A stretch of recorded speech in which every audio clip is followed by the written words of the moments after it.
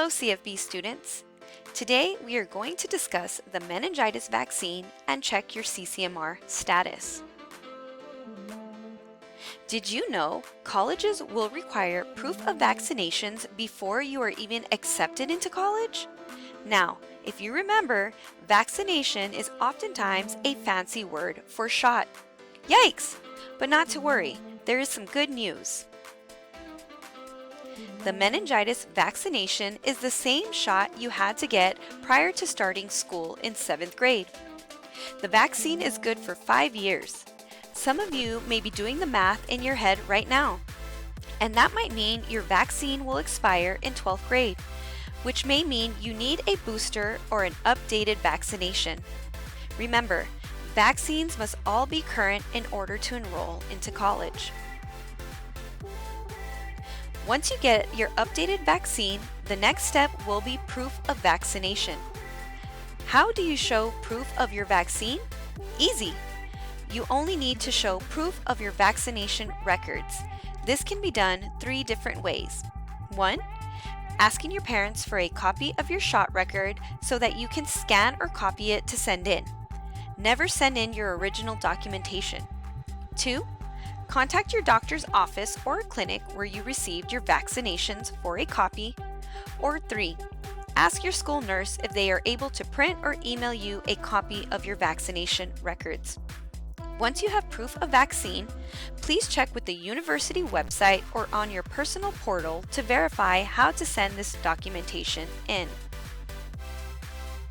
Seniors, do you realize that you are less than 5 short months away from graduation? Wow, only 5 months away from the next steps in your life. In 5 months, you will be officially adulting. Are you ready for this? Some of you can't wait for this next step, and some of you may want time to slow down.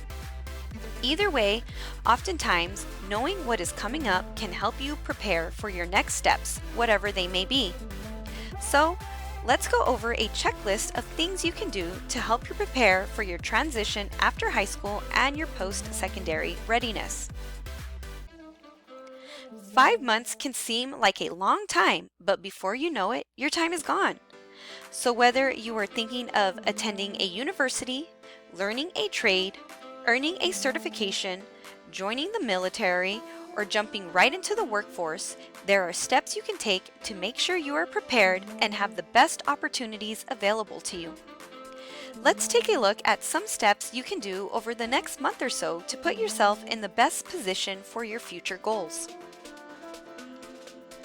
Let's begin with college readiness. If college is your next step, here are some ways to help you prepare. Make a list of colleges you are interested in applying to. Write down their application deadlines and any additional information that needs to be sent in, including application fees or your fee waiver, and don't forget your meningitis vaccine. Also, write down any institutional scholarship applications and deadlines. This is something you may want to complete before beginning your 2nd semester. Other things to take note of: the state financial aid priority deadline is January 15th. We will discuss more about the priority deadline in the next video. If you are looking to raise your SAT or ACT score, make a list of the registration due dates. And if you haven't already, begin your scholarship search. Remember, as we move into February, please pay careful attention to the application deadline for the Dallas County Promise, which is February 1st of 2023. Additionally, the district has a scholarship program known as the Educational Foundation, which has an application deadline as well. Maybe college is not what you see as your next step. So now let's take some time to discuss trades and certificates and how they differ. A trade is a skilled job typically requiring manual skills and specialized training. A certificate is a document certifying that one has fulfilled the requirements for that particular certification, which allows you to practice in this field. So what do trades and certifications have in common? Special training and the need to fulfill requirements. Whether you want to learn a trade or earn a certificate, both areas require you to complete some sort of training program. The difference is what you will be trained for. Trade work is usually some sort of manual labor like HVAC, auto body tech, or construction. A trade school or program will focus on teaching you the manual skills needed to be successful at the desired trade, whereas a certification program is usually office employment and are programs that are found in colleges or online training schools. If this is your next possible step after high school, you still need to start preparing now. Make a list of the schools that offer the program you are interested in, the application requirements, the costs associated, whether the schools accept financial aid or not, as well as any application windows or deadlines. Perhaps you are interested in joining the military. There are now 6 branches of the military: Army, Navy, Marines, Coast Guard, Air Force, and the Space Force, which is the newest branch of the military. If you are interested in joining the military, there are very specific steps that you must take to get prepared. You will need to take the ASVAB if you have not done so already, and have your scores released. You will want to speak with a recruiter and understand the different benefits and incentives that are offered through the different branches of the military. Last but not least, there are some of you who want to go straight into the workforce. While you are going straight into the workforce from high school, there are still some things you want to consider. The main thing is being the cost of living. According to the U.S. Census, the median rent for an apartment in Dallas County is a little over $1,000 a month, not including utilities, internet usage, and food.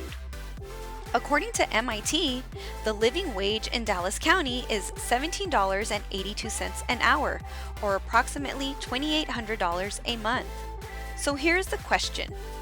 If you decide you want to join the workforce out of high school, can you find a job which will support the lifestyle that you want?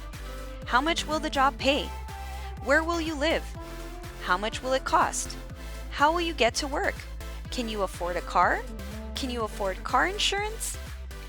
Even if you are entering the workforce, there are always ways to prepare to maximize that money. Look into workforce programs, which are on-the-job training programs that will pay you while you learn a job, which will pay you at a higher rate. Is it in a field you are interested in? Is there an application process? What are the requirements of the program? How long is the program? And are there any deadlines? If you notice, no matter what path you choose, there are always steps to help you prepare for it. Remember, make a list of what you want. Look up what options are available to get you there. Know the deadlines to apply, and always ask questions because no one expects you to know all of the answers. Everyone's next step will be different, but one thing is for sure. There will always be a next step. Life after high school, whether you are ready for it or not, adulting is in your near future. Don't forget to follow your favorite CCMR team. Thanks for listening.